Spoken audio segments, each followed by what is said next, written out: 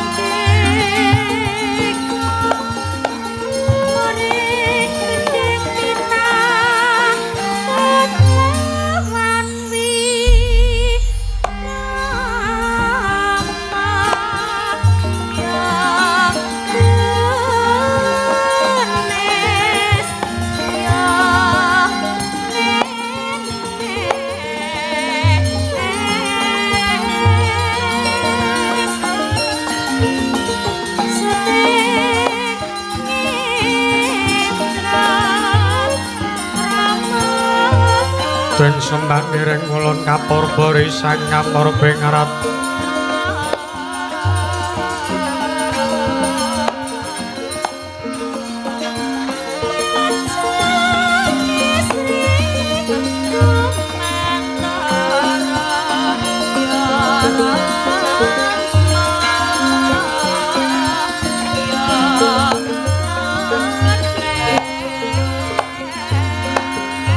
pisanan ingkang mring kanan siing tasih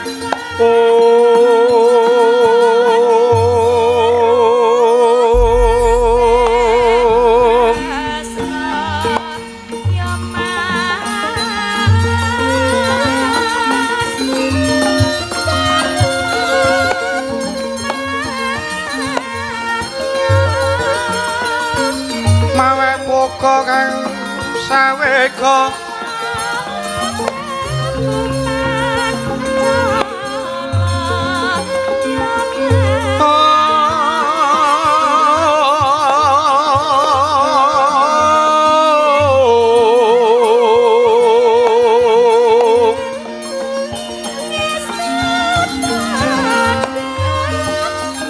masireng telahan nyewang kanan mamuju nyewang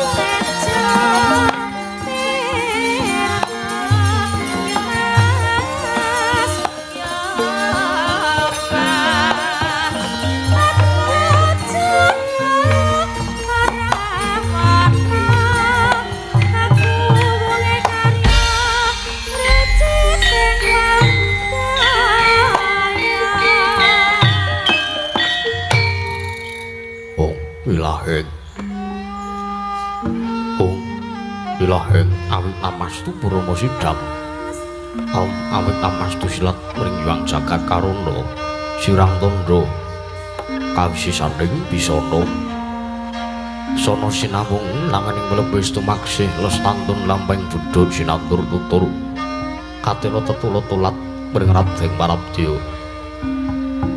wini sudha trengkang dina madama pinardi tampeng lalata mangya tegap wasananing gupita tawarengging pralambang matumpa-tumpa marma manggeng panggung Sang Murwengkata Sitebyar dumadining wayang Purwa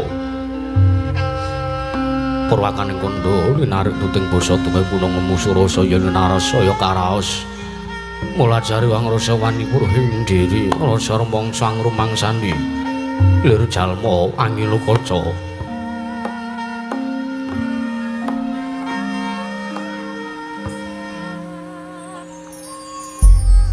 jareng ucap-ucap carita lebejo wis gemelarut jroning pakuliran ya Gusti Candra mirsan pagelaran inggih Purwa Surya Candra ndarung Hyang Kartika wis kenur putra teng kawasa sahari ratri angidri bawana perwateking Sina Gilir Gumanti temat dadi petanganing dina sasi warsi windu kang sarta abad Totung lantang karo tumangker toya sinirambun toya Jawah pating rembyah dado pandang kutu-kutu walang katuga buranana yang buraja dado branan tanpa wicalan padang terawan sinah sang bang renang kang arsa murbawani jagat mungguing jagat weton tumunggung-unggung ungging kalengan mugarabang merengang alamun kaugsayan dilat-dilato bumi saya tang semurup sang bang arko katon seblakanat kudung abang esmu jenar kapurbawan sinari sang Hyang Basanta tanem tu katon ijo royo-royo amangku gunung ingkang biru moyo-moyo bocah ing gunung nemelan gendan kasing ring Prabancana lenggat lenggut nganti kaya gunung Makutha Mega tan metawis dangusa lae kawula tasih dene larsa ngobaya buka garap Tegal Sawahi anglur silur tatanana pedhoti senambi sendonan sesindenan mikul karo lukundi anggiring raja kayane sawenana pirembagan Sumurwangi Sang Hyang Argosaya Tangusaya inggil wis katon mela sinari jagat ing papat lor kidul Tangkulun sinaring jagat kang samya rebul bata rebul tejo rebul kekuwung prandri tatan wonten kang amandan kuwung ing praja negari Ngastina ya negari Gajahhoya ya Leman Benawi ya Guru Janggala apan jur karo pambukaning kandha Sarading Pangge Krana negaring Astina dumadi saking pulo-pulo bebanjaran sinasap pantuya benawi dirambi umbal samudra pinanglangun kang tanpa wakut. Pekating maninggal kapantuk uruting Cakrawala mane-mane cakre kuwisik sawane kineping jurang corong kinepung guwa serong kinarya sesuwing peksi lawet miyang sarang burung. Wonten ugi pasisir antar sasana jembar kebekaning pasir kemelaring garis pinggir tanem tuwang rembuyung royo-royo karang kitri roe-roe ron kelapa bumi subur pasiten mawur satengah tinandur tangkar tumangkar kawriyan dadi gunung-gunung bepanjengan ngrangsang langit lenggak-lenggok lampahe toya mijil saking sendang-sendang mening dirtani. Iline pinara para planet nampi waduh pinentung-bentung kinarya angileni sawah yang pategalaning naraga semuk. Mokal pangola ing tetane bebasan tatanana bumi sancing kanggang selo. Sadadi nanduran kang ora kabibandhe patari silang gurar pasabinan yayaruk misari kang pinangga pratiwi. Pategalan rengga pulau jenengan yu godhong andi ambi kowe nganti kaya manglung-manglung witande. Pala kependhem, pala kesimpar, pala gumantung sadyotan kuciwa jinawi dukulan kang mawik sarasaning diri. Ingon-ingon raja kaya itek iwen sanseyang rembaka. Lamun janggak laring bangunan namun wanci sarap surya samya mulih marang kandhange dewi-dewi. Tatanana carane kandheng aku nancing malang labet tebi saking tindak Durjana Judi. Sambil sayek saka kabya karo rusa bangsa tuwe negari Kajawaya. Gengeng binasaken negari Ngastina alku semlagi mancing marang jaman Jana. Panjang punjung pasir pawukula jinawi gemah ripakarta tata tur harja. Dasar guru kang gedhe bari padang jagati dulku setur tatu kuncarane turta kasusure manca prajola senenta wau. Ing ngasta pusarane adil bangsa negari Ngastina. Menang Rodano Camodasa namaning Sang Nata Dasa 10 nama semestani jejuluk Sang Nata Prabu Duryudana. Ya Sang Prabu Jaka Pitana, ya Sang Jayapitana, ya Sang Kurawendra, ya Sang Dastarastratmaja, ya Sang Gendari Suta, ya Sang Tripamangsa, ya Sang Prabu Gandarya. Nalindra wakning bumenggung jajakakan kautamani sajuga lenggah mataring Damarjana. Ora mantra-mantra sipating Bathara. Daya dewaning kasugihan Sang Hyang Bathara Kuwirang Wijawanta. Binayang bayang sang janing para hapsara hapsari. Kawis ketinggal mangku tangguh Jaka Pawara loro. Datan kantun rawipun Sang Hyang nuntut tungguling para jan kari Ngastina. Sang janing para binisepuh nujung Brahmana Pandhita anengging ketingal enggak. Wonten samadaning kedaton negari Ngastina anenggih Pandhita Ngetal Kandha. Sang Mahatmara Siwara Bisma Enggang eyang saking Sang Prabu Duryudana menggerakan panjenenganipun nujung negari Ngastina Pandhita saka lima Sang Tapa Begawan Durna. Ya Sang Kumbayana, ya Sang Baratwaja Putra. Sang Begawan Durna menggerakan panjenenganipun senopati ning negari Ngastina nenggih nata ing ngawengga Sang Prabu Karna Basusena, ya Sang Surya Putra, ya Sang Suryatwaja.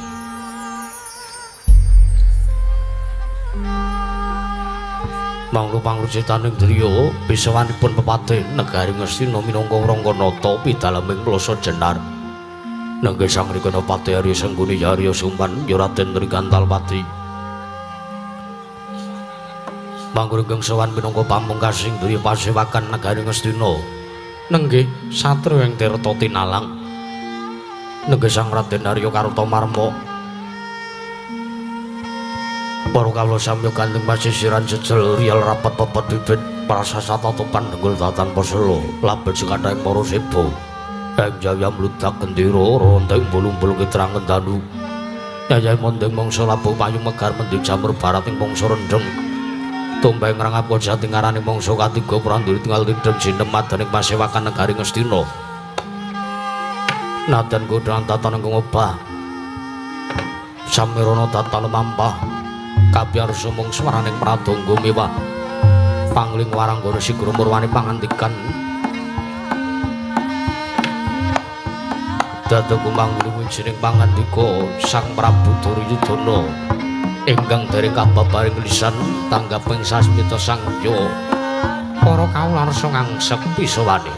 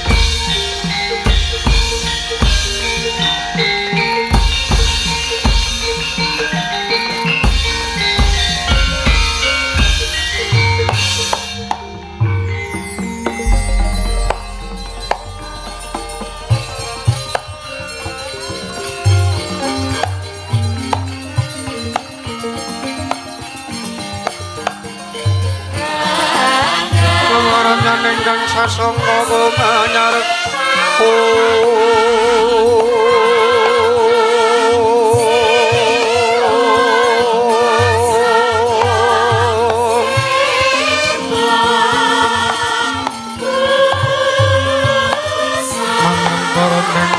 mangken tanpa siring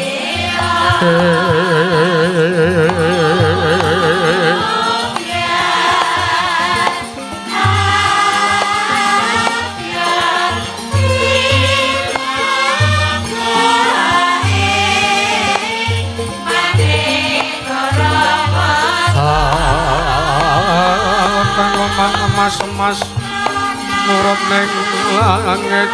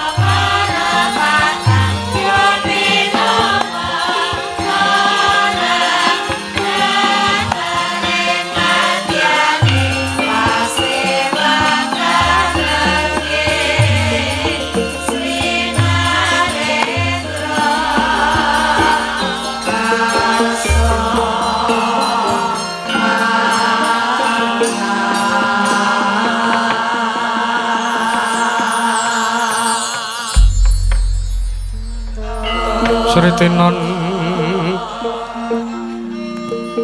ning pasewakan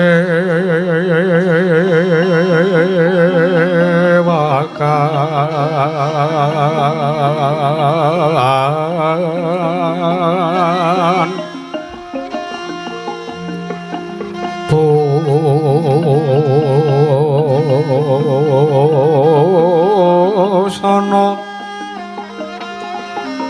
maneka warna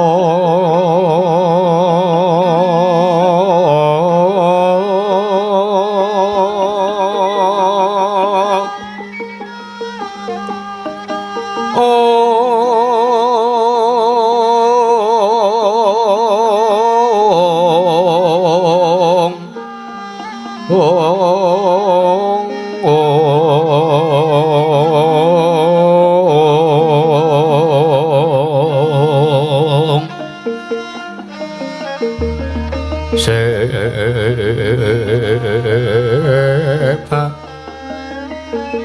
pospeteng udyono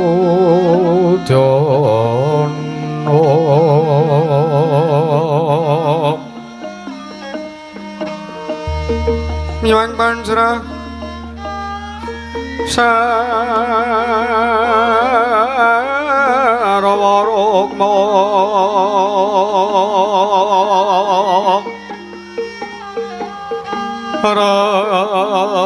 ranggeng manit nara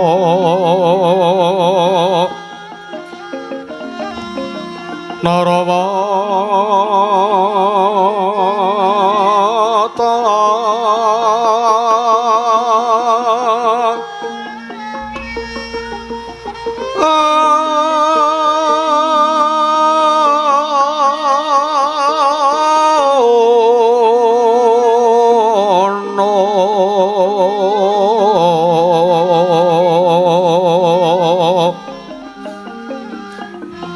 Obro prabanyo kang sumirat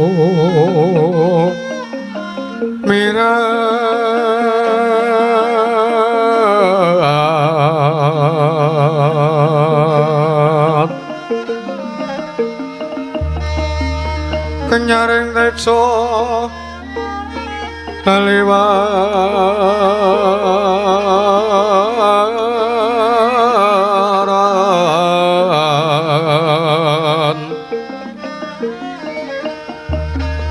ler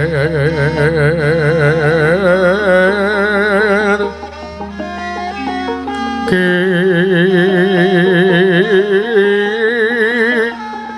lajeng sireng Raden Ong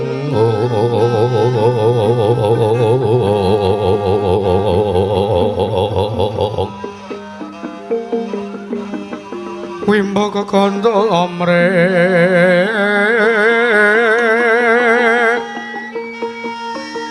mi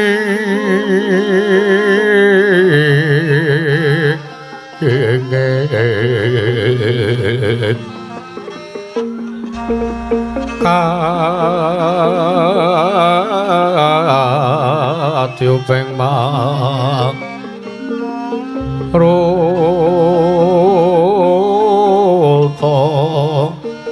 mando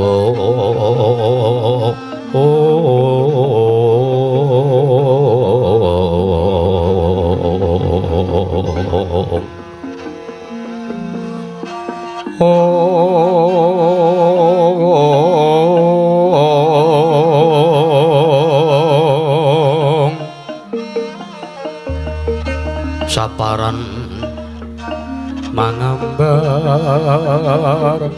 kongas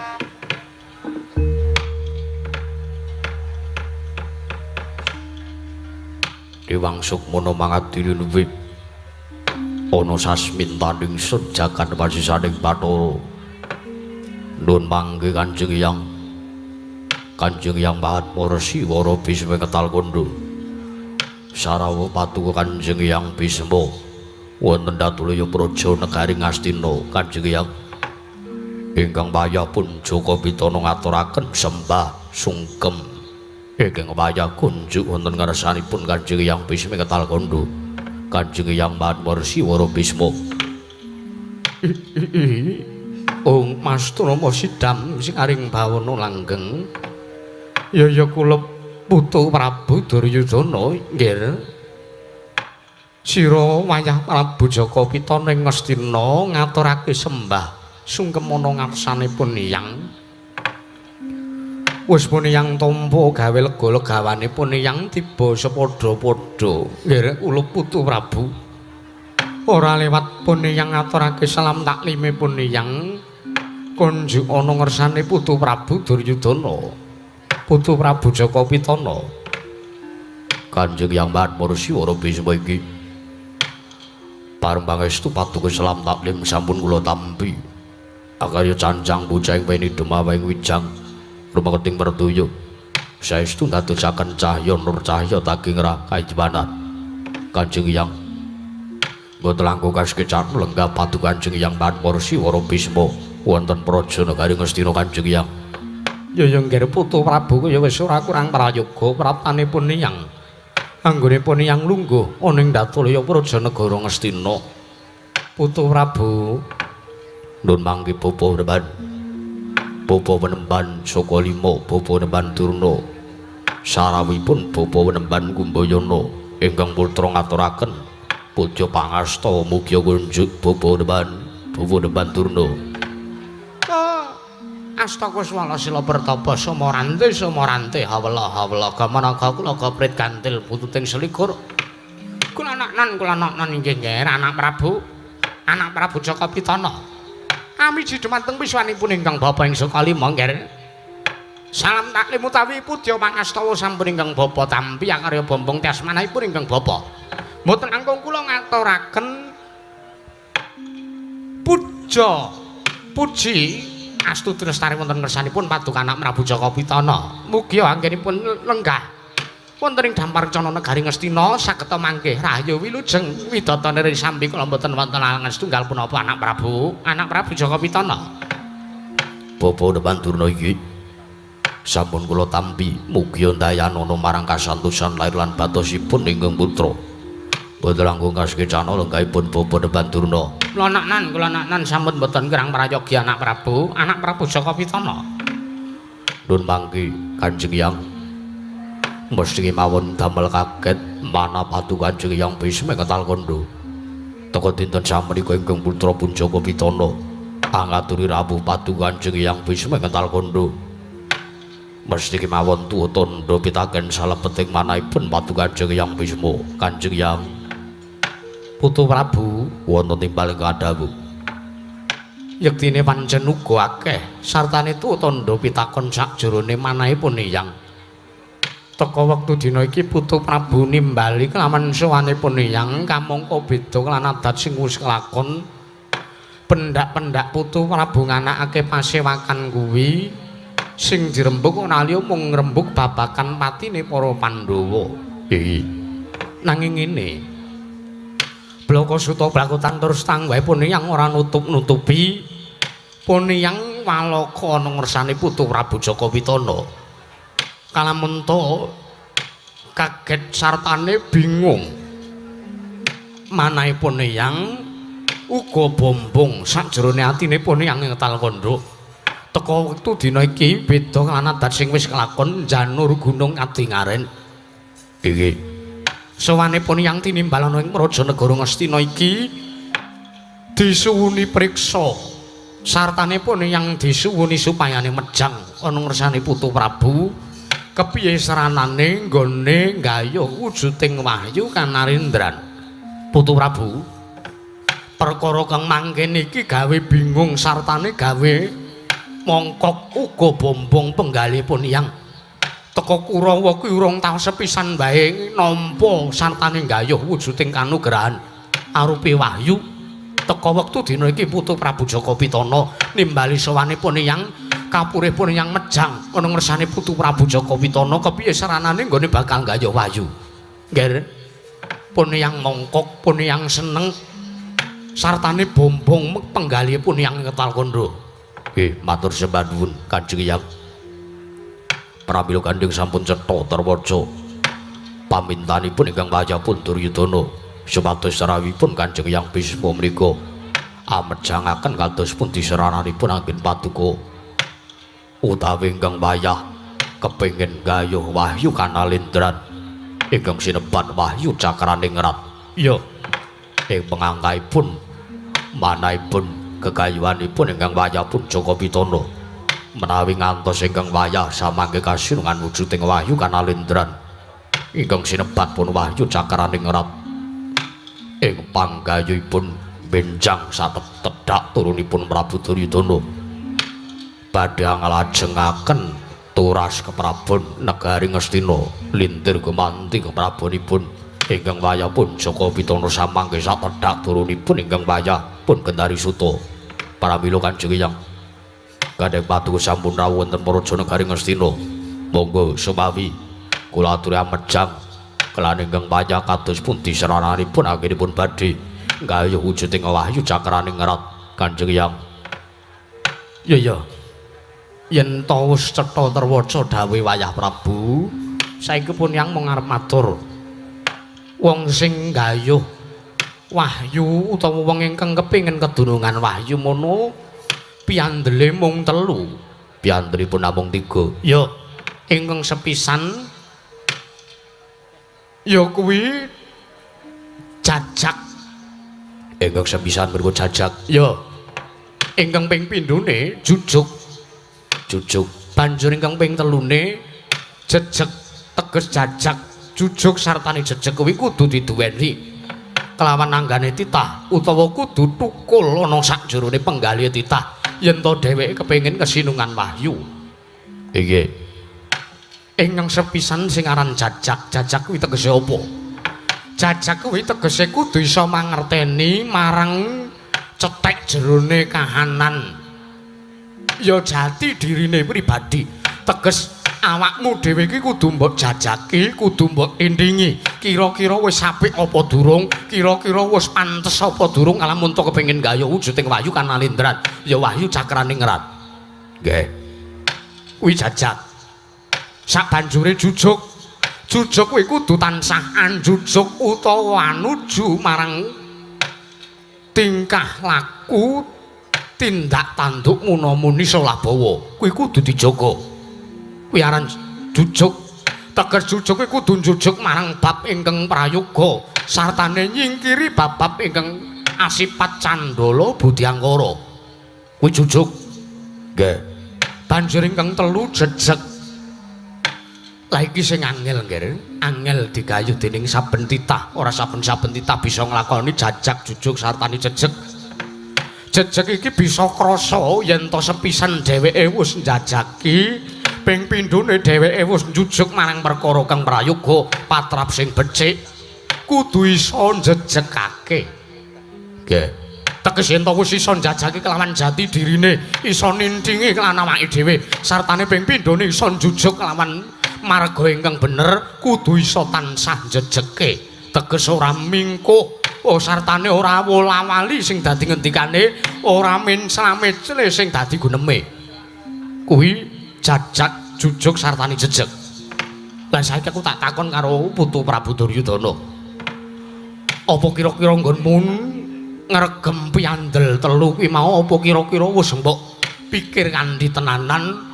Apa nggonmu arep kepengin gayuh wahyu kuwi mungkin arya abang-abang lambe, apa nggonmu kepengin gayuh wahyu cakraning rat kuwi pancen lahir batin tenan? Kanjeng Hyang, piye Putu Prabu?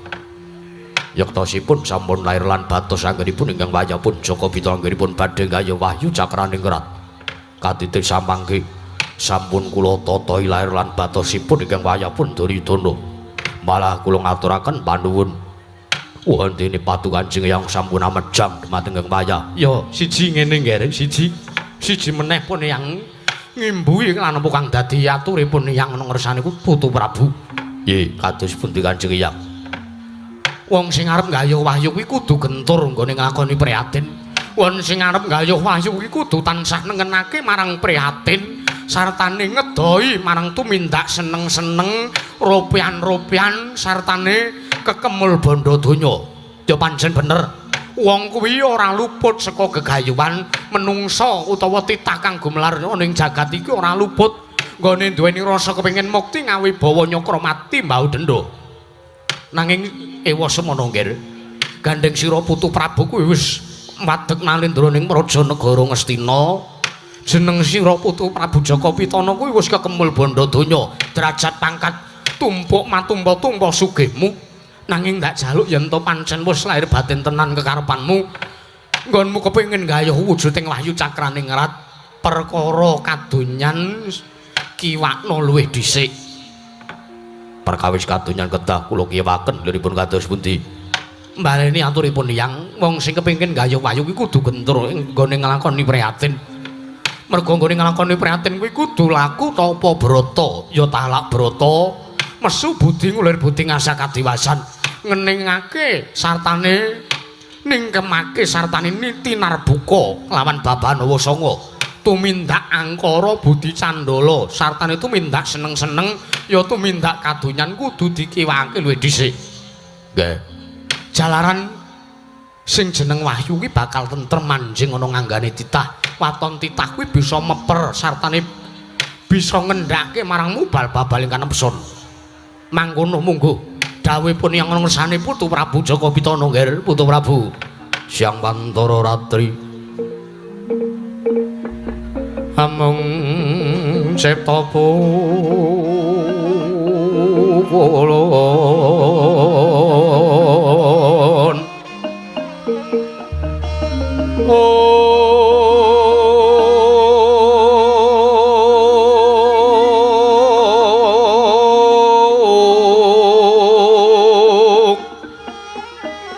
tanana liyan kaeksi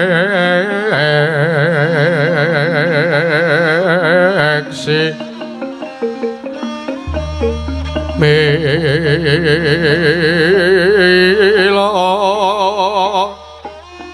katur kang Candra mande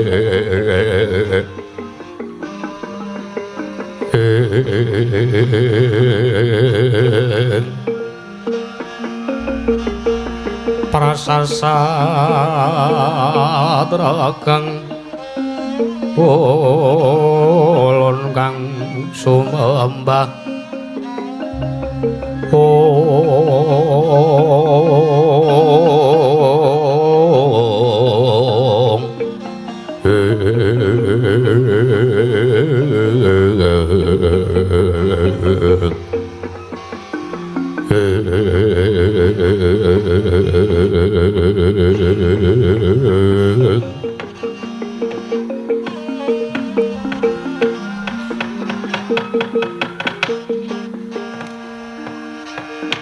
Jagat Dewa Bathara paman Pati Arya Sengkuni.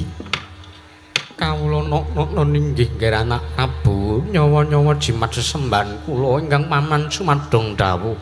Paman wonten timbalan kaget ara sing manahipun ingkang putra Penjaka Pitana sareng nampi sabda pangandikanipun Kanjeng Hyang Bisma Ngetal Kandha bilih anggenipun ingkang putra kepengin gayuh wahyu cakraning rat utawi wahyu kanalindran kedah laku tapa brata laku priatos miturut pamanggipun paman Pati Arya Sengkuni kados pundi?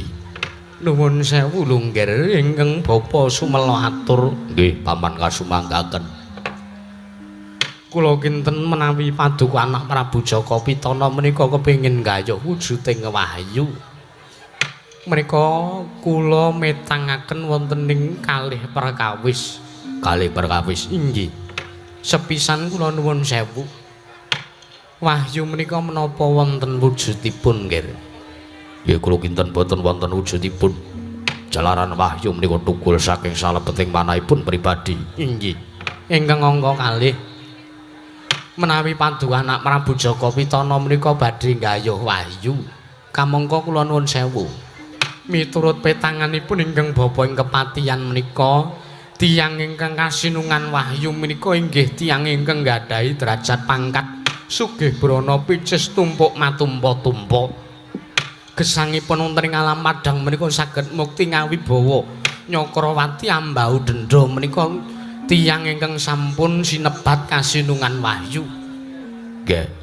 Lan sepisan malih kula nambahi ingkang bapa menika metang kula nggelar kula nggulung sartane kula menggalih napa pantes ning atasipun paduka menika priyagung paduka menika derajating nalindra kok ndadak laku tapa brata ketayalan laku prihatin nuwun sewu nggih mbok sampun boten susah gayuh wahyu lenggah kemawon wonten Dampar Kecana Negari Ngastina wahyu menika sampun marani dateng resanipun anak Prabu Jaka Pitana mboten susah dipun gayuh. Wahyu menika sampun madosi dhumateng angganipun anak Prabu Jaka Pitana. Jalaran mituratipun ingkang bapa ing kepatihan.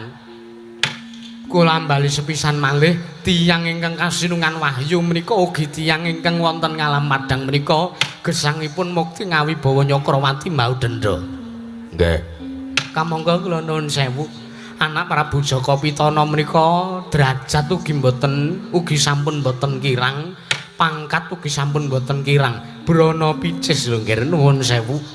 Kasugihan bondo negari Ngastina menika seprapat jagat kagunganipun paduka anak Prabu Jaka Pitana sedaya. Pramila menapa badhe kelamban menawi paduka anak Prabu Jaka Pitana badhe gayuh wujuding wahyu. Mboten susah ketayalan pun to lenggah teng Dampar Kecana Negara Ngastina kemawon nek kula mboten percaya kula mboten pitados wontenipun wujudipun wahyu. Paman Harya inggih kula kinten kula kisarujuk sapirembagan kalam rawuh ingkang sampun paduka jeng kula aturaken paman. Lah nggih to pramila menawi miturutipun ingkang bapa mboten saketayalan gayuh wujuding wahyu nggih anak Prabu Bawa Durna wonten dawuh miturutipun Bapak Tuna kados pundi? Oh, nek kula kok sami kalih sing diaturke Dik Suni niku kula sami. Sami tegesipun kados pundi? Nuwun sewu lho, Nggih. Mboten kateges kula menika rubuh-rubuh gedang kalian menapa sing diaturke Adik Pati Arya Sengkuni menika mboten. Ning nuwun sewu to. Sampun wong sawangsul Pandhawa menika gayuh wujuding wahyu, sampun wong sawangsul Pandhawa menika gayuh wujuding kanugrahan saking para Jawata. Lah sakniki kula tak takon, wujude wahyu niku napa? Wujude wahyu ingkang digayuh dening para Pandhawa bola-bali ngantos wahyu sing tau digayuh melih kalih Pandhawa kalih turase Pandhawa. Oh, wahyu niku napa wonten wujude? Coba kula tak takon. Nggih kula kinten boten wonten wujudipun. Menawi wonten wujudipun tartentu wonten wujudipun wahyu menika mbuh abang, mbuh ijo, mbuh kuning. Menika tartentu wonten wujudipun. Menawi wonten bentukipun menika mbuh bunder, mbuh gilik, mbuh cendhek, mbuh dawa, mbuh gedhe, mbuh cilik. Menika tartentu ketingal menawi wahyu ingkang dipun gayuh dening para Pandhawa menika mawujud. Nggih. Nanging kula nuwun sewu. Nek wahyu menika mboten mawujud, oh menika senes wahyu lho, nggih. Menika senes wahyu, menika senes wahyu. Sok karo mangsane Pandhawa niku mung sak ngayawara. Mung nampa ujaring kaken-kaken. Mung nampa ujaring daplok, ora niti priksa kelawan kanan sing sak nyatane. Wah kanggone nglakoni tapa brata. Oh, kamangka niku mung wujude demit. Sing nyetrum sing marake mrinding awake Pandhawa niku senes kok wahyu, ning niku mung memedi sing tunggu papan mriku. Nggih. Niku Bapak turun nggih. tur kula kok kalih sarujuk kalih sing diaturke Adipati Arya Sengkuni. Wahyu niku sampeyan anak Prabu Jaka Pitana mboten susah-susah gayuh. Kethayalan laku tapa brata. Pun lenggah teng dampar Kertana negara Ngastina kemawon, wahyu pun madosi anggaripun anak Prabu Jaka Pitana. Menawi pancen estu wahyu menika mbetaken kalian sing andika anak Prabu Jaka Pitana.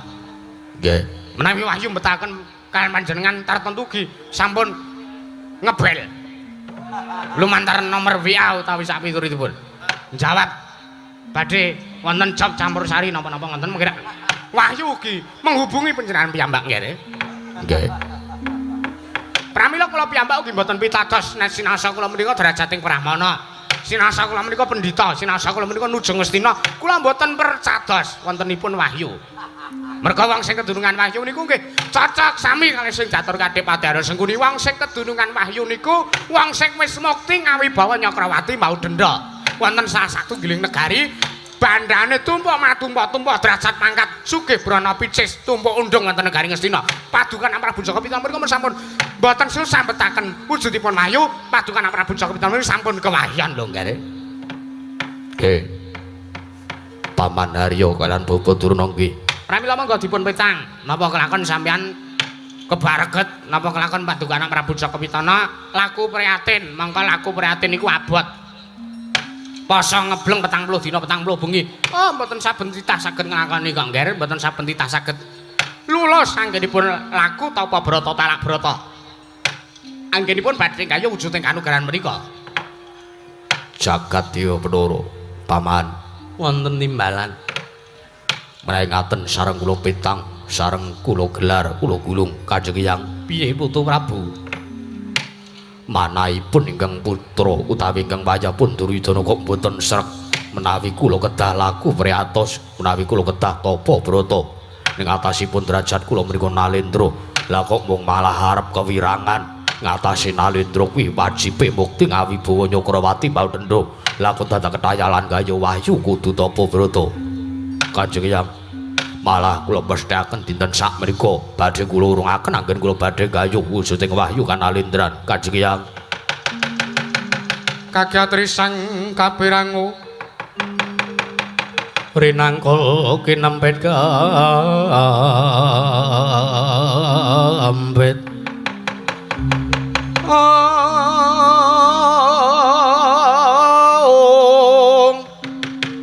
dosang retnaning bawana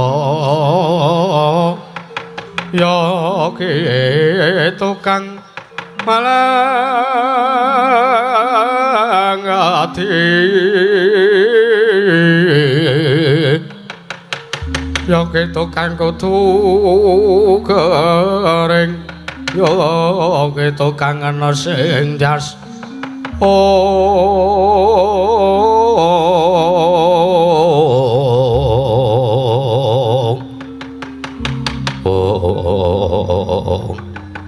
Wilah Mas Rama sidam sekaring bauna langgeng Putu Prabu kaget penggalipun yang bareng pun yang mejang daki-daki kaya ngono ana ngersane Putu Prabu Jaka Pitana ning sira malah taren karo sing jenenge Patih Sengkuni Duryudana lah padha karo nasibmu ki wujude iwak kecemplung wuwu. Wis bener kowe ping duweni gegayuhan wis tinarbuka penggalihmu kepengin gayuh wujuding wahyu kanalendran wis tak mejang sira Putu Prabu njaluk dawuh ngono ngersanipun ing ngetal kondhok Malah wis tak wenehi wejangan sing kaya ngono, ora mbok petang, ora mbok gelar, ora mbok gulung. Ora mbok pertimbangke kowe malah njaluk iku pamrayoga saka Patih Sengkuni karo Begawan Durna. Waduh Duryudana. Mesake timen kahananmu nggih. Nuwun sewu. Kula kinten langkung mesaken langkung priatos kawontenanipun ingkang wayah. Menawi kula ngantos derajat kula nalindra tumuli kula laku tapa brata kula ketayalan kula ngraosaken rekaos. Kula ngrasake urip perkasa mung mergo kepengin gayuh wujude wahyu sing tanpa wujud. Tanpa saged dipun raosaken dening manahipun ingkang wayah pun Duryudana. Ya wis ora dadi ngapa ning ngene lho nggih.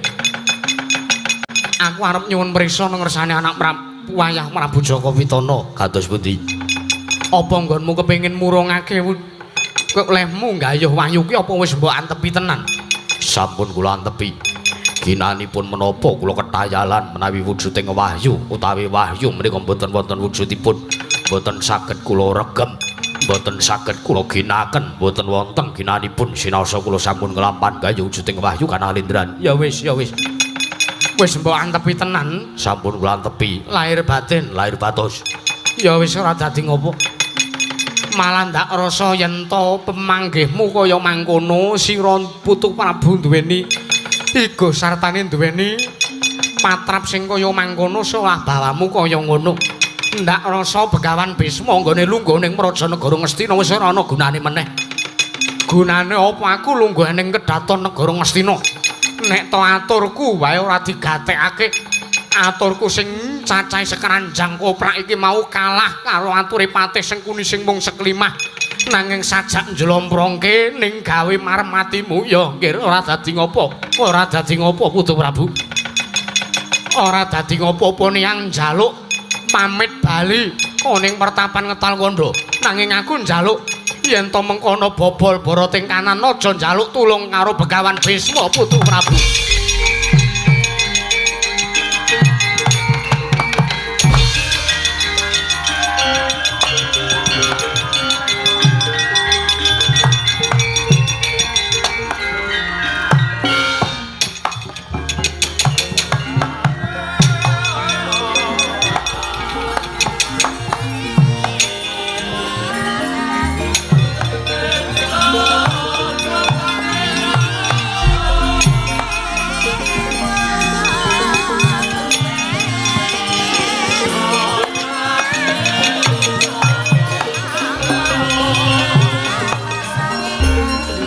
Brobok marwa sing sangkal atriku mulung katriku mulung mangrompak ing wadya Kartakara Kartakara reka kiri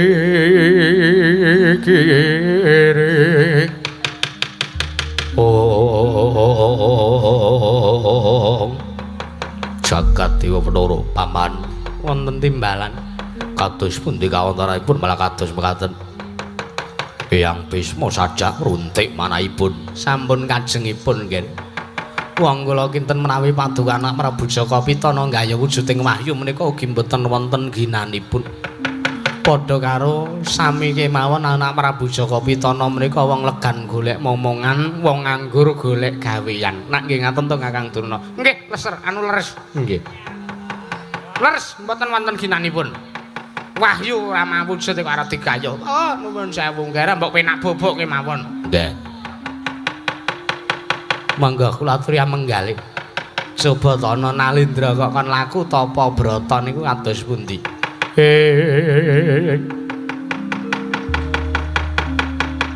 Anut lakuning Kurawa ngene. Ngelingono patine Risang Abimanyu.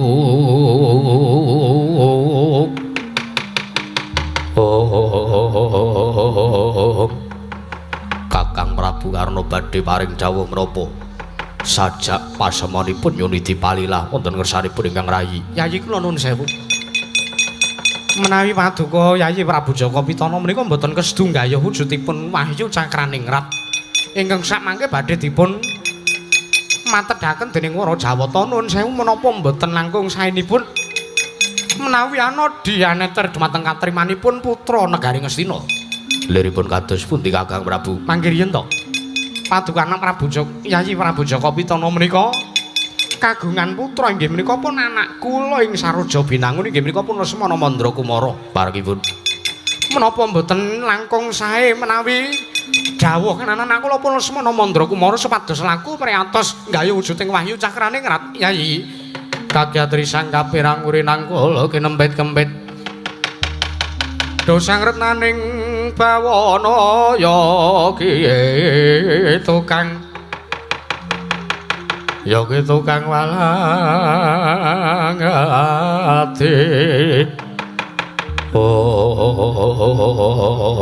Jagatya Bathara Kakang Prabu iki sareng kula petang-petang sareng kula gagas ngendikanipun Kakang Prabu Surya Putra menika estu nandes nancem wonten manahipun ingkang nyerayi.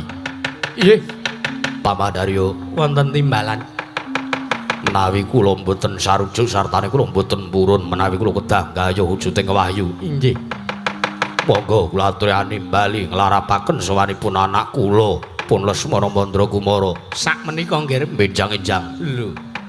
Ya iki sak menika Paman Pati Arya Sengguni. Oh inggih, nek ngestaken dawuh keparing nyuwun pamit madal masilan.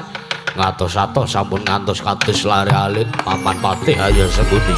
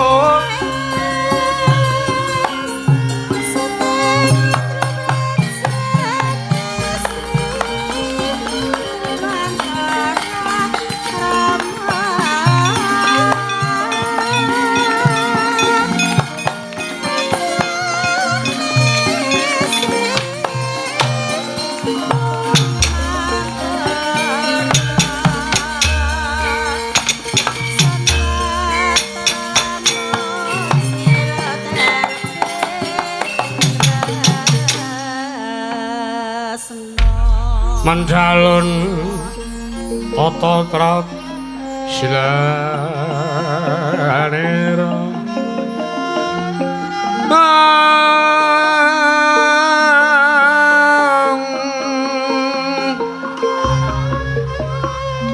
ngacamakan astanira ngalih astanira kalih pisan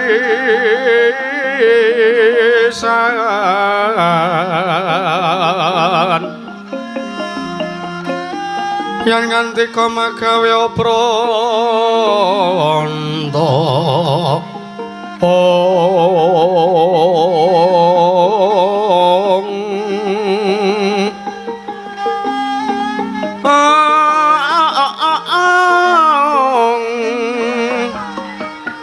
yen ngantika magawe pranta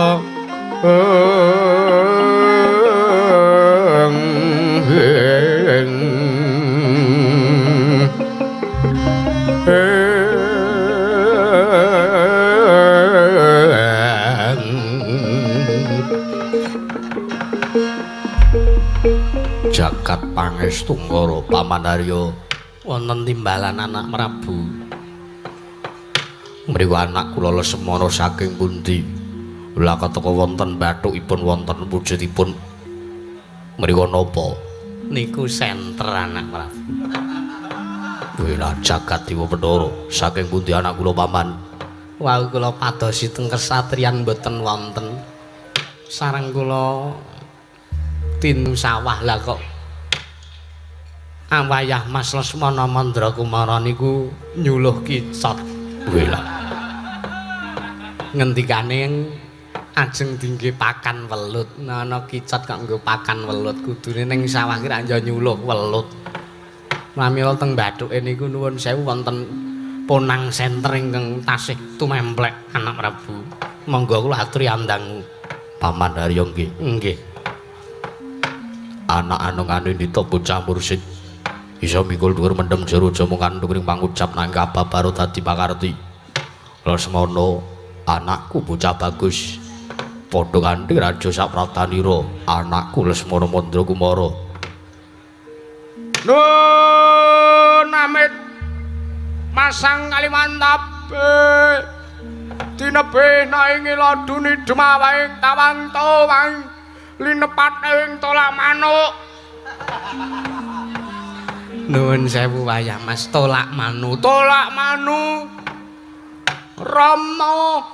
Rama Prabu Basudewa Duryudana, Rama Prabu Duryudana Ram Paduka miji dumateng sawanipun ingkang putra ing Saraja Binangun wilujeng sawanipun kang putra Rama Prabu. iya slamet tekamu kir. Slamet wilujeng kula ngaturaken sembah sungkem bekti kula kunjuk sanepa paduka Kanjeng Rama Prabu Jaka Pitana Ramana maling. Iya anakku Lesmana Mandrakumara tak tampa. Ora liwat pangestune wong tuamu wae Tampanana. Yai Nakna ninggih. Sampun sanget anggen kawula mundi dadosna jejimat paripe dayanana ing kasantosan. Parang pangestu paduka Kanjeng Rama badhe kula cancang pucaking remi.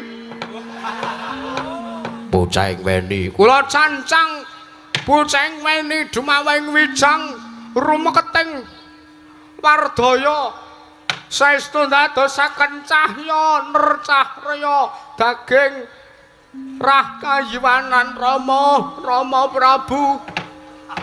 Lesmana ya Nggih. sesuk meneh ora sah dadak kowe nyuluh welut.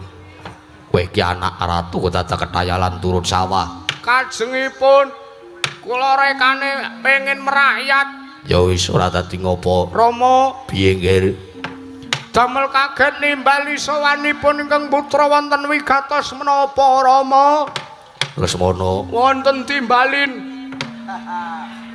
iki mau aku nampa dawuh saka yangmu ing ngetal kandha. Nggih, Yen to aku kudu gayuh wujuding wahyu kanalindran. nggih. Nanging bareng tak pitung ora pantes ngatasipun Rama iki nalindra teko dadak ketayalan. Laku tanpa brata laku prihatin. Mongko wong prihatin kuwi angel sartane abot sanggane. Kepareng paduka Kanjeng Rama kados pundi? Ger, kowe tau tuh supayane gayuh wujuding wahyu cakraning rat ya wahyu kanalindran sing bakal tumedhak. Seranane kuwi kudu laku tanpa brata. Ana sakjerone alas. Mbuh nang ngendi papane sing baku kudu bisa nggayuhake wujude wahyu kanalindran kanggo wong atuamu sartane kanggo nerusake turas keprabon negara Ngastina. Besok kalamun to pancen kowe kesinungan wujuding wahyu kanalindran. Mula sowanmu iki tak dawuhi supayane wektu dina iki uga kowe budal nggayuh wujude wahyu cakraning rat nggih anakku Lesmana Mandrakumara. Kagyat risang kapirangu rinangkol kinampek kaempek waduh Rama Prabu janjane kula nek kon nglakoni tapa brata niku gelem-gelem moh. Lire piye? Kadang kalane sok akeh semut dadi kula memeng. Kula lungguh sila tumpang kok dikruyuk semut niku Rasane lorone ra jamak-jamak. Ora usah wedi, ora usah kuwatir. Mengko sing bakal ndereke kuwi ana Eyang Ming saka 5. Eyang Durna. Oh, putuku Lesmana Mandrakumara Anggeri ya.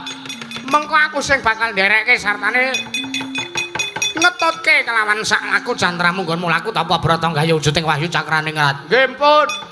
Nek ngaten wekdal sak menika kula nyuwun pamit madal wasilan Kanjeng Rama. Hati-hati aja kowe bocah cilik. Lesmana. Nggih Nanon.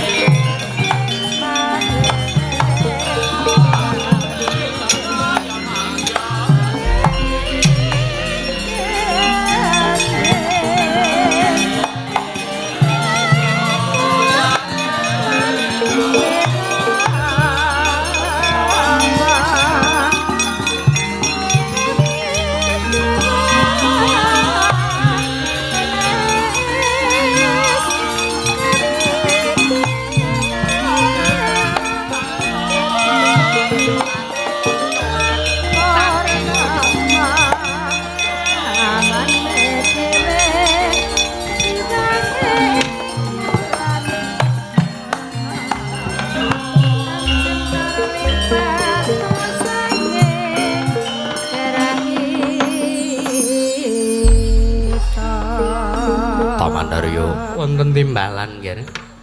Kula kok ora dimangu-mangu kalaran aku lho pun Lesmana Mandrakumara. Sampun to.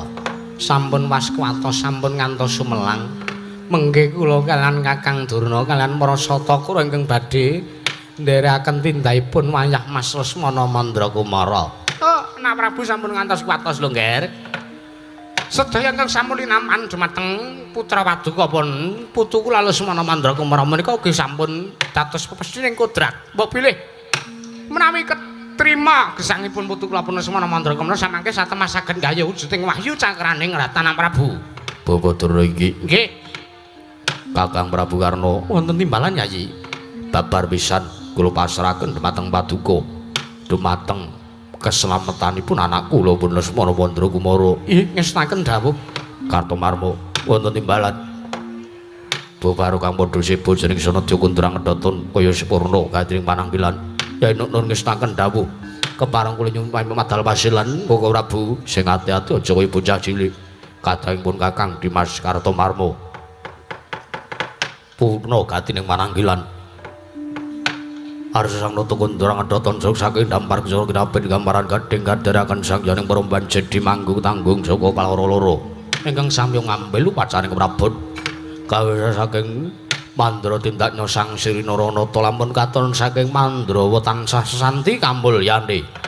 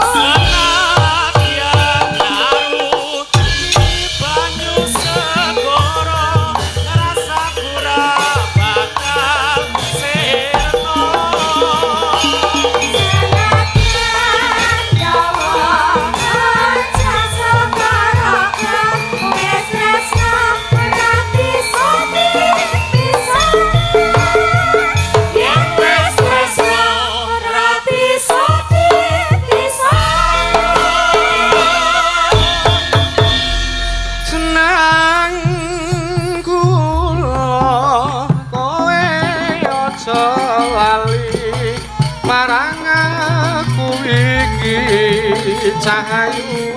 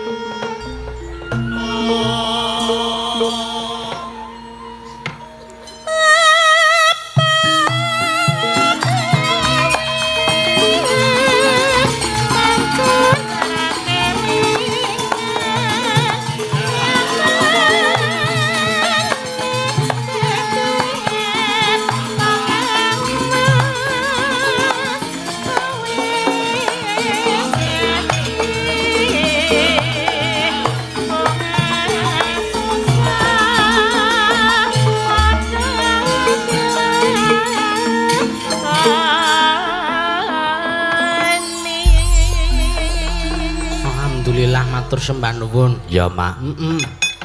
Ngaturake kula nuwun, Nduk. Heeh. Ana ngersanipun penjahat para warga wonten ing desa utawi Kalurahan Karangpatihan, Kecamatan Balong, Kabupaten Ponorogo. Iya. Ngaturake kula nuwun, Mak. Uluk salam kula nuwun awake dhewe ditimbali ana ing kene bengi iki. Iya. Kapurih Gladiwano Hanggulang Tepang gelar kelir ana ing Laladan Desa Karangpatihan, Kecamatan Balong, Kabupaten Ponorogo, Nduk. Iya, Mak. Wah, luar biasa. Bengi iki beda karo adat sing wis kelakon. Mergo bengi iki pancen istimewa tenan, Mak. Wah. Ora elok kepiye orang sound system 15 set dadi siji sanggon, luar biasa tenan kok. Iya, tepuk tangan kanggo warga Desa Karangpatihan. Mula suarane nggo nyambut gawe ya kepenak tenan. Wah, aku nyuwara ngene iki ning mburi kono krungu suaraku dhewe. Iya. Aku ning ngemik muni iya. Heeh. Nang nggon kono muni nggih. Lah ya karang son apik. Pancen luar biasa tenan. Iya. Kene iki desa sing maju, kelurahan sing pol, Nduk, elok tenan. Iya. Tur kene iki dadi tujuane para priagung-priagung, para pejabat-pejabat mesti iki padha rawuh ning Kalurahan Karangpatihan ya ing desa Karangpatihan kene. Iya. Luar biasa tenan, Mak. Mergo kene iki ya ngemu berkah. Ya awake dhewe dak melu ngalap berkah ana ing desa Karangpatihan kene ya, Nduk. Iya, Mak. Wah, luar biasa tenan. Penonton tumplek-blek jan. Mongko lenggah kabeh. Iya. Nek sing sebelah kiwa kuwi ora iso nek lenggah ora ketinggal. Iya, dadi jumeneng ora apa-apa. Ora apa-apa. Iya. Penting tertib ya, Mak, ya. Tertib. Ya. Mau ya wis di aturi cecala karo Pak MC mau sing ning ngarep panggung. Lenggahke mawon sing jumeneng ning ngarep panggung. Ya. Ben sing mburi iki ya kepenak le mresani ben ya pokoke ben tertib, Nduk. Ya, amrih saenipun. Amrih saenipun monggo sing tesih jumeneng teng ngarepan panggung monggo kula aturi lenggahke mawon. Ya. Mesake sing mburi, Pak.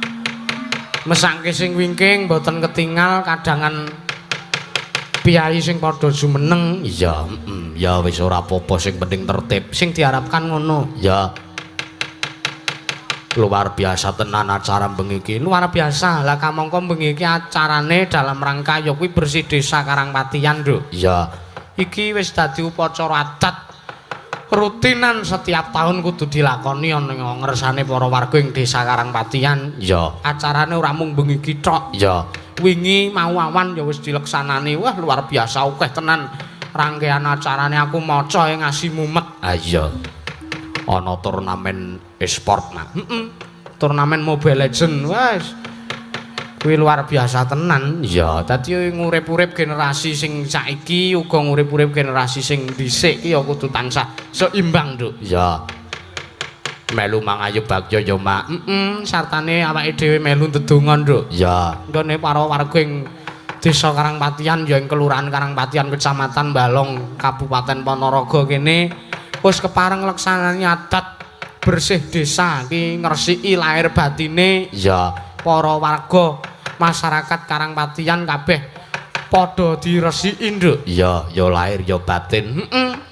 Ndedonga muga-muga icalna sukerta. Amin, Mak. Sartane kabeh sing dijangka dening para warga masyarakat Karangpatihan iso kasembatan jumbuh sing digayuh sembada sing disedya rahayu kang kaestu basuki kang kaesti. Amin, Mak, sing disuwun ngono. Lan muga-muga ya sakpungkure adicara wayangan ya upacara adat bersih desa bengi iki tekan taun sing kecandhak kabeh panene apik banget. Amin. Tandurane dukut sewu tuh ngrembaka panene melimpah hasilé apik kabeh. Amin. Para pejabat muga-muga enggal mundhak derajate mundhak pangkate. Amin. Sing padha sekolah ya enggal mundhak bijine mundhak nilaine, Nduk. Iya, sing dungane sing apik kanggo warga Karangpatihan kene, Mak. Ngaturke sugeng lenggah nang ngersane para lenggah. Iki mau dirawuhi karo penjane Gusti Kanjeng Prameswari Pakubuwana luar biasa melu ngalap berkah sawape ya Nduk. Iya Mak. Matur nuwun. Pak Bupati Ponorogo ya lenggah. Ya, Panjenenganipun Bapak Sugiri Sancaka matur sembah nuwun. ya. Didereke panjenengane Ibu Wakil Bupati, panjenenganipun Ibu Lesdiarita. Ya.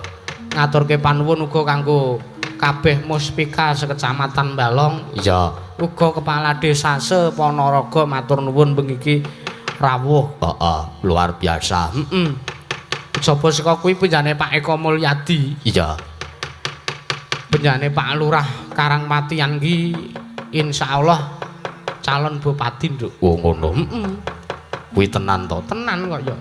Nek kabare sing tak tampa mengkono. Wah lah ya muga-muga tenan. Wah, piyai sing luar biasa. Iya.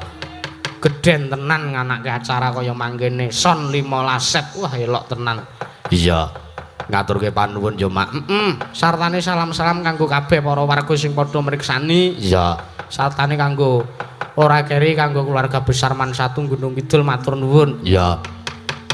Bengi kene bintang tamune sapa Mak? Bintang tamune nggawa saka Gunung Kidul Nduk. Sapa? Panjenengane Mas Waloyo karo Mbak Suhin. Woi. To celuk Mas karo Mbak. Ya ben 6 ngono lho karepku kuwi. Kumpul wong piyai nom-nom ning Karangmatian ki generasi muda kabeh karepku ya ben Mbah Waloyo ki ketok le nom. Ah iya. Ya, karo sapa meneh? Siji meneh Mbak Lala Atila. Oh ya, diaturi munggah kabeh we Mak. Diaturi jumeneng. Mbah Waloyo nendi ki? Halo Mbah Waloyo. Oh nggih. Iya, disepoti selindro Mak. Serampat. Ya. Monggo Mas.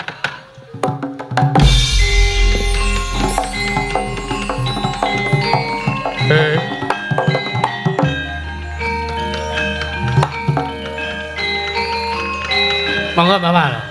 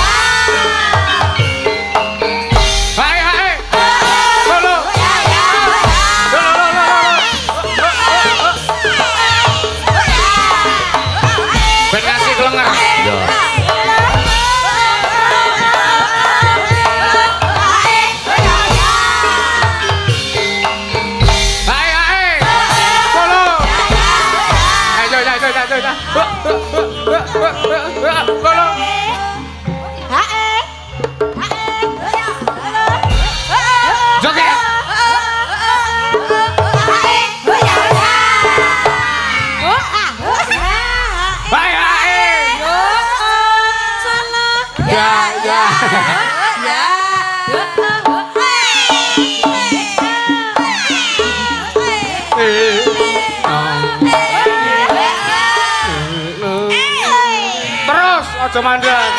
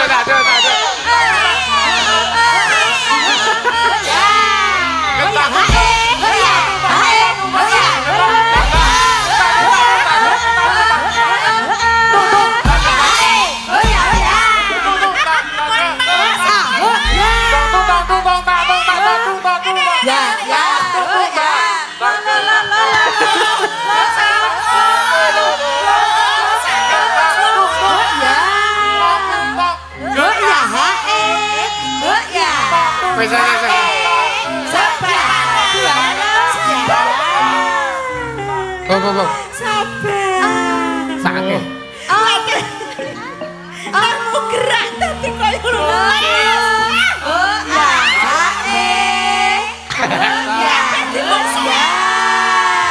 Sabar, sabar. Joget ta dhewe. Ora kena nesu, Mbak. Aja nesu to, Pak.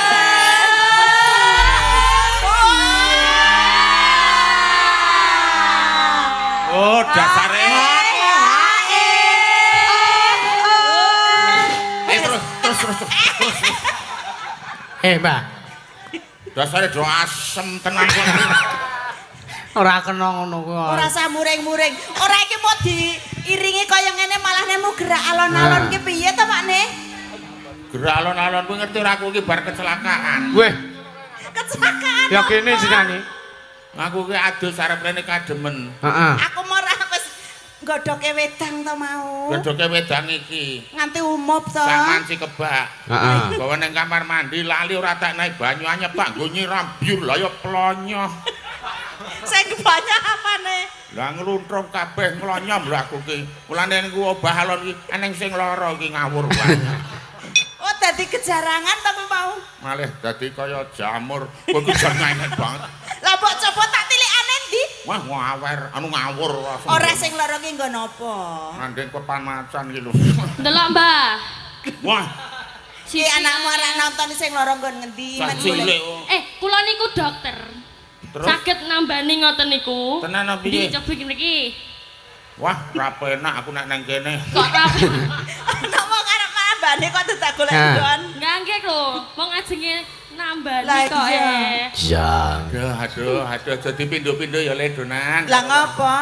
Kene ambekane Senin Kemis malah. Endi ndasku? Dasa ise. Mondolane isih tetep nang mburi. Nggih, tesih. Wah, kene anakku. Nggih. Lah kula tengah. Nah, iya. Niki kula anake. Iya. Lah kok gak mirip. Lah yo anakku gur tene lengungi japi mbokmu ku wis meteng 3 sasi. Jenenge ya dudu anakmu no. Lho, anakku no. Oh, berarti kula niku anak hasilnya jenengan le demenan ngoten. Ngawer. Iki anakku tene mbokmu ki. Sik to no. biyen, tenang Aku ngombe biyen to. ki metengke kowe kuwi.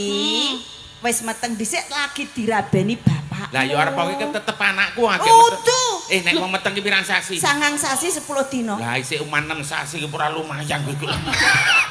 Pemenang sasi. Ojo sembrono. Matur nuwun Mbak Cangik kula Nggih. Kula nuwun, Mbak Cangik. Monggo, kula nggih kula nuwun teng mriki. Mbak Lala, wah piye kabare, Mbak? Alhamdulillah sae. Suwe ra petruk kok ya. Nggih. Heeh, padha wae malah saya Kene-kene. apik. Iya. Wah, Malah kok enggati ki kepiye to? aku ki nek mambu kowe karo iki ki beda. Bedane piye, Pak? Aduh.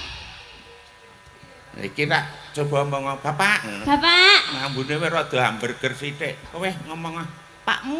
kowe apa ngemut cem-ceman tekek? Kajek turahamu mau. Ono tak entekke kok kae. Iya. Iki pupuran ket mau iki. Isih halus. Ayo. Lah kowe pupuran lagi 5 menit yang lalu lho. Anggur Piye? pedhe burdo rontok sing turah gurgon leketan. Lah wong sampean nukoke apa kuwi wedak ya kurang larang. Kurang. Iki lho kaya ngene anakmu wedok iki lho. Iki mereke Channel Dior ngoten niku. Lho, kek aku Iki apa? napa mereke? Iki lho. Kuwi celak kuwi jenggah wong kuwi tak rewangi adol cempe. Iki. Iki Mereke lho, apa, Mbak? lipen iki tak rewangi adol babon. Pedak iki tak rewangi adol pedet. Mulai nek raine mbokmu ki rak kaya kandang nek sekolah. Senengane kok lek aneh-aneh mbok ya Ya ampun ngoten niki mbok kula sing banget kula tresnani lho jenengan niku kok. Aku wis ngerti arep iki jenenge ming anak sambung ning gematiku ora lo ilo. Nek kuwi gematine kliwatan kok nek kuwi ya. Lah ngapa? Lah iya kudune nek jenenge anakku alon ana arane iki ya ora usah kaya ngono kuwi ora cedak-cedak nganti kaya Sing jenenge meru market. Ki ora mbedake iki anak sambung apa anak kepiye. Pokoke tak anggap anakku dhewe. Iya. nek wis gedhe iki aja kok keloni kuwi iki wis umur ora usah ngono Wong wis gedhe rambuten kok dikeloni pake. Lah kepiye to wong aku ki turu karo mbokmu ki nek dek enom ambune ya kaya kowe kuwi. Nggih, Nek wangi saiki ngoten. ambune iki pimereng putih, balsem mongko angger tak bringkake gegere kerokan wisan. Turu karo mbokmu ki kaya ngeloni apotek. Iya.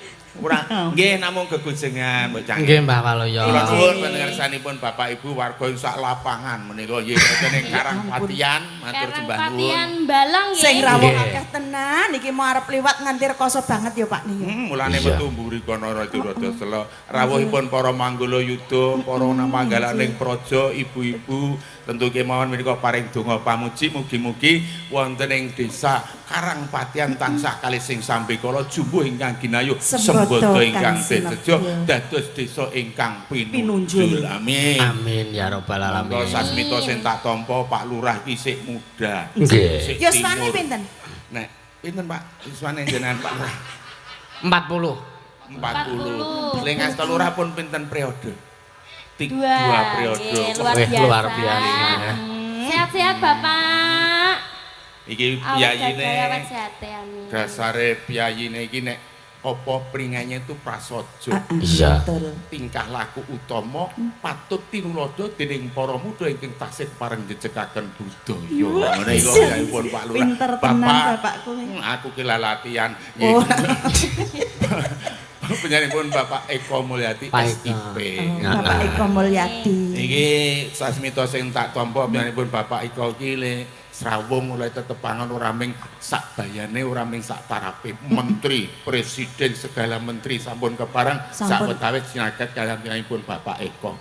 Malah sampun nate menipun wawancara kaliyan penyanipun Bapak Presiden Republik Indonesia Bapak Joko Widodo. Leres sampe nggih mati nggih matur sembah nuwun. Kula nyuwun keplokipun kangge Bapak Lurah kalian Desa Karangpatian. Kanjeng ngaten menika lho, panjenengan iki mbok ya nyonto sithik wae. Kurang Mari piye? mati sing nyedhaki mung dukun.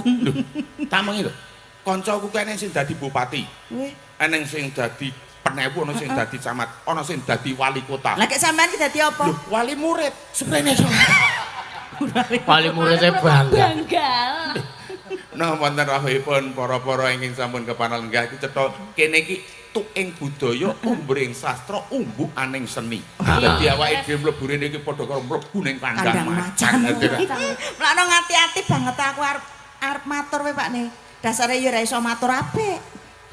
Ning ra apa-apa, Nduk, mlebu ning kene iki malah nek ana sing klaru, ana sing benerke. Oh, ngoten. Dadi umpamane ana sing bener, ana sing pirsa lan paring panambah seserpan. Ya, bener Bapak. Nggih. Nggih. Mboten usah kuwatir wong seni niku alat silaturahmi, alat kanggo komunikasi tumraping kula kalian sedaya warga. Anjir, nek kados panjenengan menika ora ngarep-arep perkara prabeya. Lho mboten. Ah, nggih. Kula meneh Pak Carik kula sampun nate ngendika kalian kula, lajeng pun para-para ngendika pokoke kula teng mriki nu sing penting paseduluran Pak Lurah. Nggih. Kalian Pak Carik, kalian sedaya kemawon menawi bab artane nomor 28. Sing nomor 1 apa, Mbak? Pas seduluran. Wih, Wong elok. kula nek kon nimbang kelangan sedulur karo kelangan duit, kula trima kelangan nenggok. Apa coba wae ora trimo kelangan duit. Iya.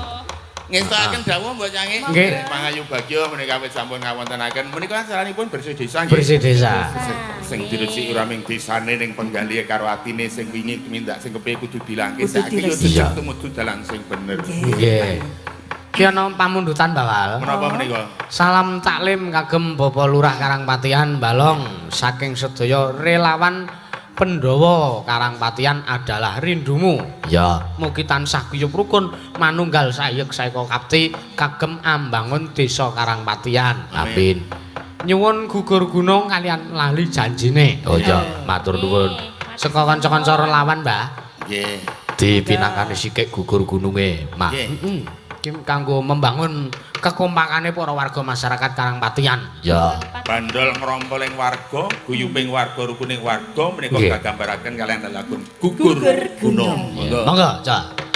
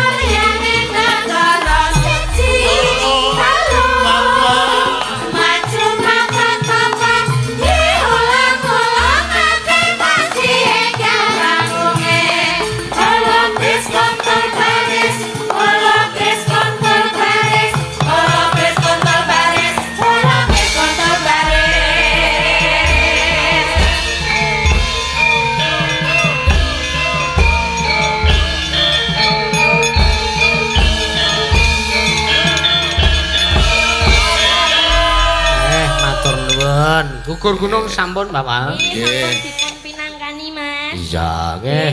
Wah, nun sewu para penggemar sutresna budaya kathah sanget wonten ing mriki. Nggih. Malah menika wonten penyayi ingkang saking tebih ugi kraya-raya timbak mriki awit tresna budaya. Saking pundi, Pak? Saking Magetan. Wah, Magetan luar biasa. Bapak trimo menika. Nggih, ingkang sampun trimo pratama nggih. Iki saking Magetan wit tresna muni Mas Yusuf dalan ning dhewe mesti. Niki piyayine teng mriki. Luar biasa. Atur suwun.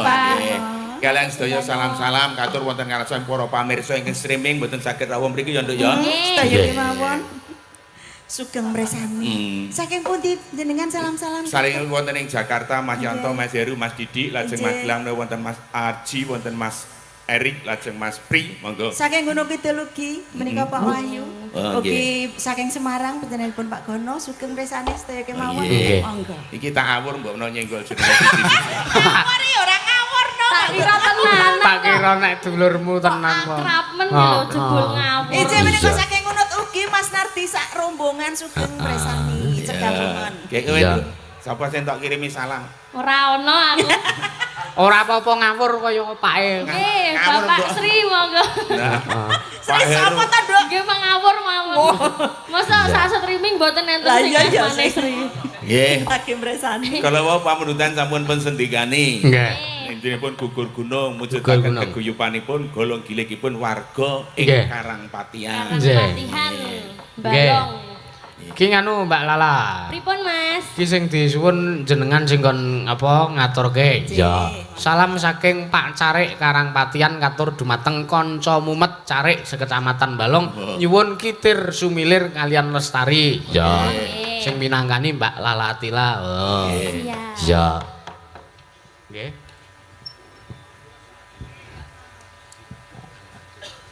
Oh nggih, nyestaken dawuh. Sigeg sak wedawis.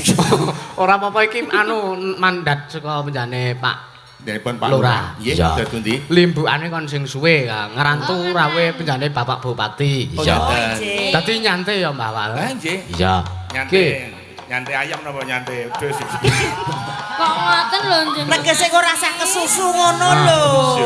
Masa kok. Jenengan ki wong tuwa nggo patuladan ora kok. Senengane golek jlegongan. Lah ngopo? Kuwi tak kena nggo panutan. Wong sak anu nyantai kok nyantai ayam napa nyantai kambing. Nek wong tuwa ki cok ilang. Nek niku ora sate. Oh lah ra ngono. Ya. Mbak Lala.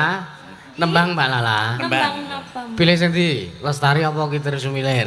Oh dua tak? Heeh, pilih sing ndi? Kitir aja kitir. Oh, Kitir Sumilir. Monggo katur kentir. Napa kitir? Kitir Sumilir. Jenengan ampun ngendikan niku mboten saged. Lah iya iya. Mungkin mau tak ajari malah kitil sumilil kok.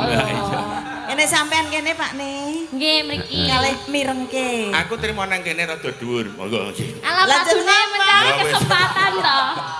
Mbok ya dieling-eling nek aku ki anake ngono kok ya. Oh senengane kaya ngono aku pun aku Malah ya. delok Lah, iya. bokonge anake. Piye Ono kuwi? ming nang dhuwur kok diunek-unek kae. Ya ya tenan kok. Ungak-ungak padake sumur. Wong lanang ki nggone salah ya, Bu ya. Ya. Mangga Kitir Sumilir. Sampun ngantos mengke krungune senang kula monggo Kitir Sumilir. Ya. Mangga, Mas. Ya.